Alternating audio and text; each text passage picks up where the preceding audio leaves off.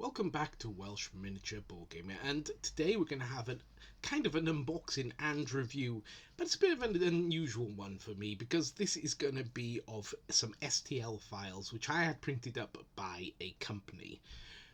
So the company that printed them up gave me these 50mm bases, but generally speaking, if you're buying the STLs, obviously you're not going to have the bases included. Okay, so I'm going to start off with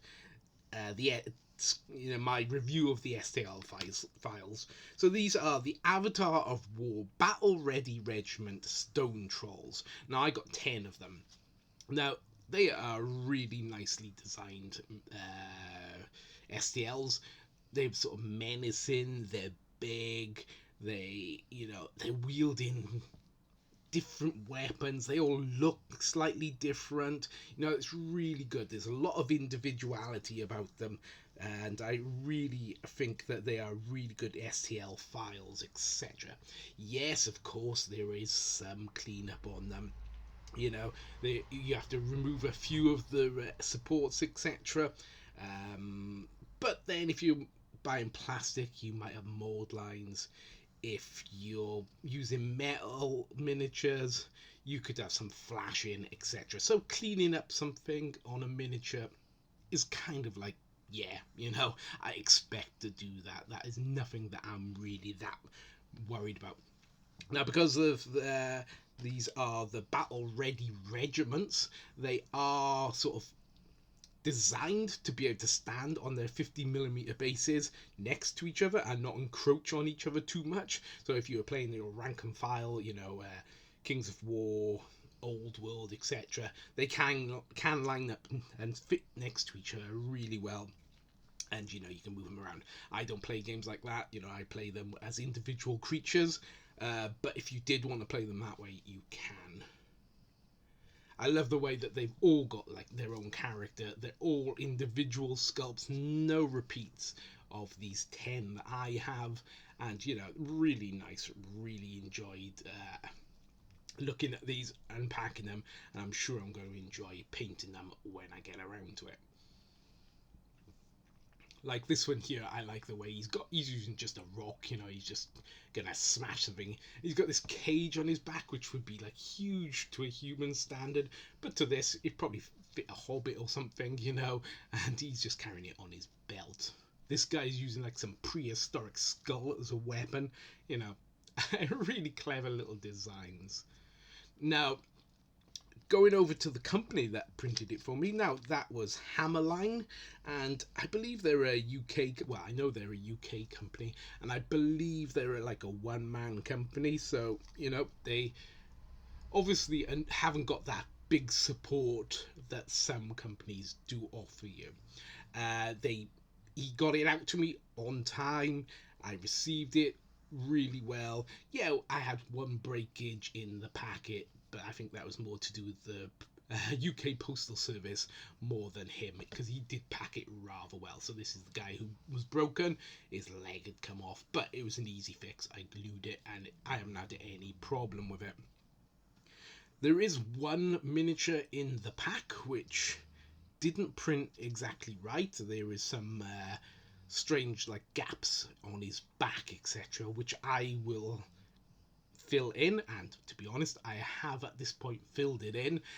So yeah, it's not a problem. I did get in contact with him and asked him, like, can I use Milliput to fill in this gap, etc., and he was very helpful in explaining, yes, you can. He says I do it all the time, etc., to fix 3D prints that aren't quite perfect.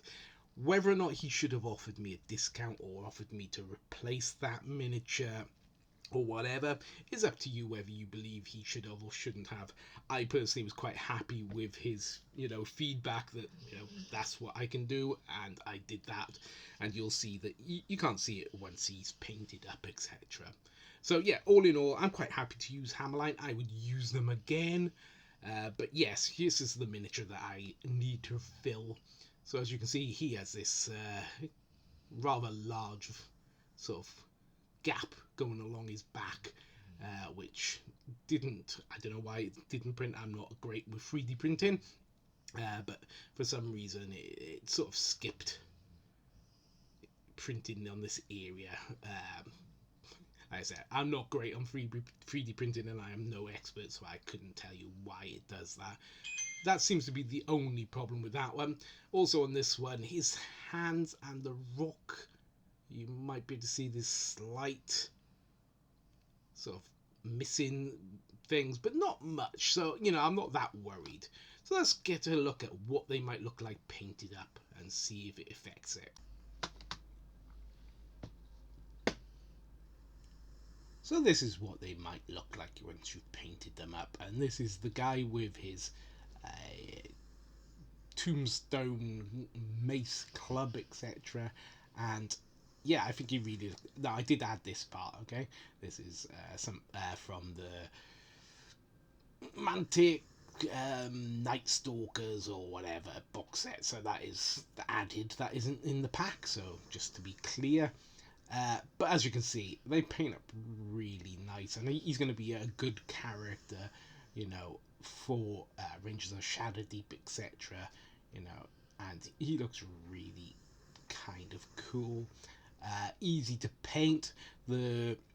So the resin that was used by Hammerline is really good. It's not sort of what's the word I'm looking for? It's not like water resistant or water phobic or whatever, which some resins I do find can be.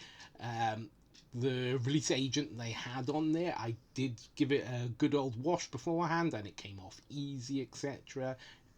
It was really well printed, and you can see the details on him look really crisp and really clear painted up. So yeah, I think Hammerline did a good job of painting these up. Not painting up, printing them up. I painted them. They didn't print. They didn't paint them. I painted them. They printed them. But yeah, and also the files from the Avatars of War are really nice and yeah, really good. Now maybe we should get into how much this actually cost me. So in the UK, this cost me £34.99, I believe. Let me just double check. Yeah, £34.99. So that's like £3.49 per troll. So this is really why I don't mind that there was one that sort of wasn't printed quite right, because that is an amazing price for a troll. You look anywhere, you can't get trolls for that sort of price. So yeah, really good price, really priced well, and really takes out the sting of one of them not being printed very, perfectly. So yeah, I think he comes out really nice. I do like he's got a little piggy as his lunch, and lots of skulls on this stone troll. So then this is the one that didn't print out quite right. So if we spin him around slowly, you can see he's looking pretty cool. Again, he's got another piggy. So on his back, that's where that gap was. You can tell with Milliput, you couldn't see really where it was. So yeah, it was a very minor problem and was very easily solved. But yeah, really like them. I think they look like really pretty cool. This one I did more of a green skin tone as opposed to the other ones, which I've done sort of stony greys and blacks, etc. Didn't take ages painting them up, because they're big and nice and bold. They are easy to paint up, and you don't feel like you have to take forever on them because there's a lot of character already there, etc. So this one is really kind of cool. So he's using this like almost like a street sign. I suppose you could have painted it up as such. I painted it up as he's just like, lashed lots of like sword blades and spears, etc. to his weapon to make this thing. I like the way he's got his little like I think it's kind of like an algae quiff or something he's got going on the top of his head, which is really nice. He's got a treasure chest as his little pouch for storing his goodies. He's got a rather well-defined bottom, and his gold bars, which he stole from somewhere, and of course he's waving around this poor guy who he's caught. And he's gonna, looks like he's gonna throw him up in the air and bat him away, like, some baseball practice or something, But yeah, really nice miniatures, well printed, with the one exception of having a slight gap, but really still well printed, and the actual STLs are really nice. And for the price, you couldn't really do any better, I don't think, anywhere. So maybe go and give him a look over at Hammerline, and you will see his offerings. I have got some orcs coming up probably next month now, and you get to see some more that Hammerline has printed, but I think from a different STL designer, etc. So if you've liked this video, maybe leave a like, etc., or leave a comment, and I do reply to every single comment. And if you really want to see a bit more from me in the future, you could always subscribe. But really, until next time, it's gonna be goodbye from me, Welsh Miniature Board Gamer.